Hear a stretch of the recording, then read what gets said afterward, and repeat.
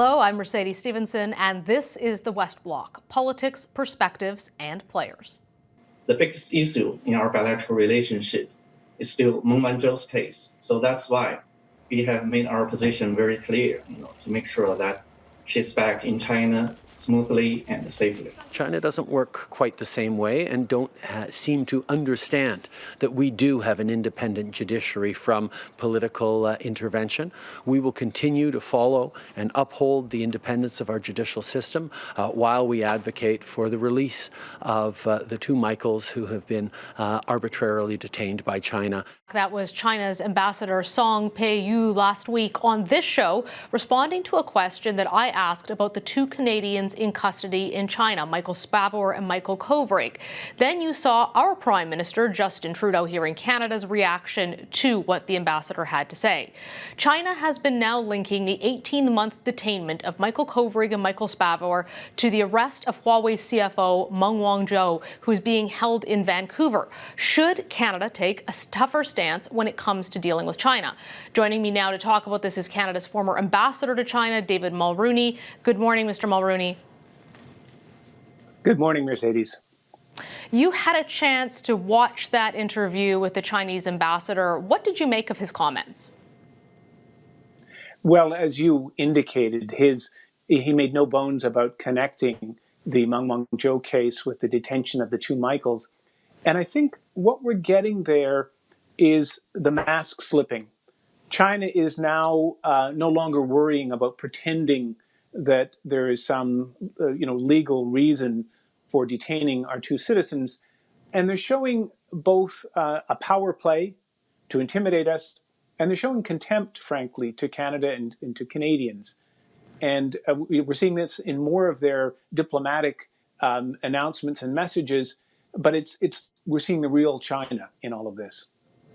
I'm curious to know what you think triggered that, because you're saying the mask is slipping.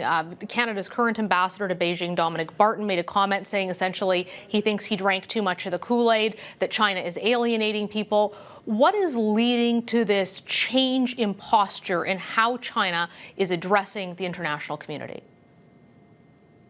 Well, we don't know exactly what Ambassador Barton said because it was in a closed-door session. But he seemed to be saying that what's called the wolf warrior diplomacy, the angry rhetoric from Chinese diplomats is alienating people. And I'd say it absolutely is. But what we don't know if Ambassador Barton made this point, but it's an important point to make. This isn't a question of rhetoric or communications. The wolf warrior diplomacy is actually reflects how China really thinks, what it thinks about the rest of the world, how it operates. So it isn't a question of modifying their communications. It's a question of understanding that this represents the challenge we're up against. This is how China really thinks.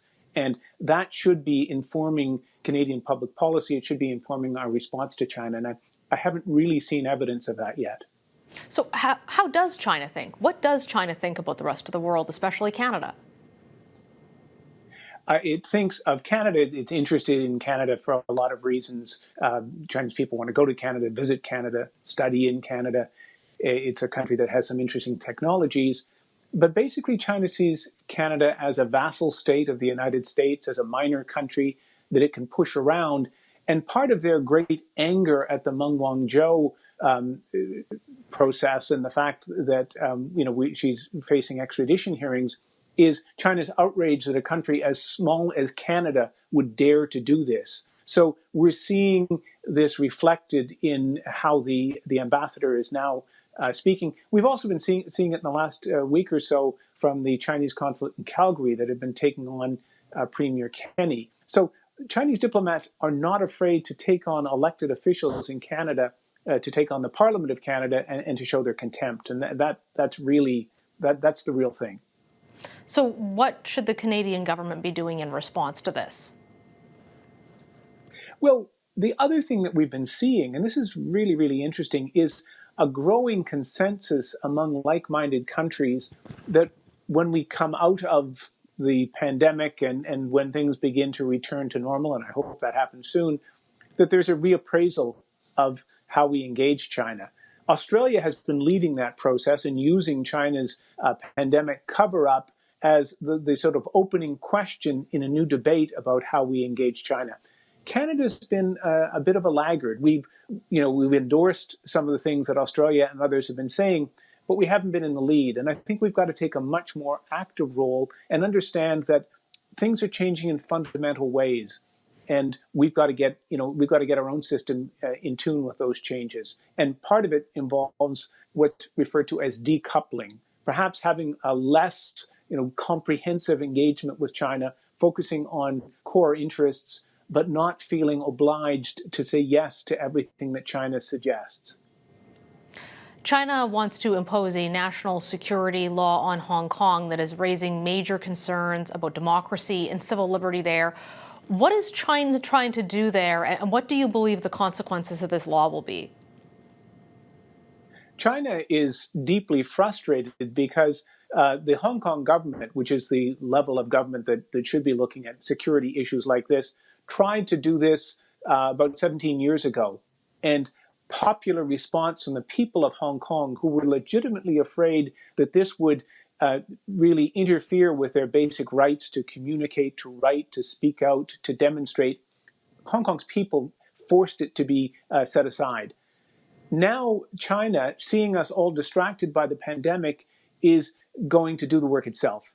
This is really the last step in dismantling one country, two systems, and really reneging on the deal that China agreed to with the United Kingdom and directly with a lot of friends of Hong Kong, including Canada. Canada supported the 1997 agreement between Britain and China precisely because we thought the deal gave protection to Hong Kong institutions, that it guaranteed a significant degree of Hong Kong autonomy. This is China reneging on this, demolishing it, and it's yet another reason why we need to rethink about a world that is more dominated by China, where we really need to remodel our foreign policy. David Mulroney, thank you so much for joining us today. We appreciate your time. Thank you very much, Mercedes. That's all the time we have for today. Thanks for joining us, and please be sure to follow us on Facebook, Instagram, and Twitter. For the West Block, I'm Mercedes Stephenson.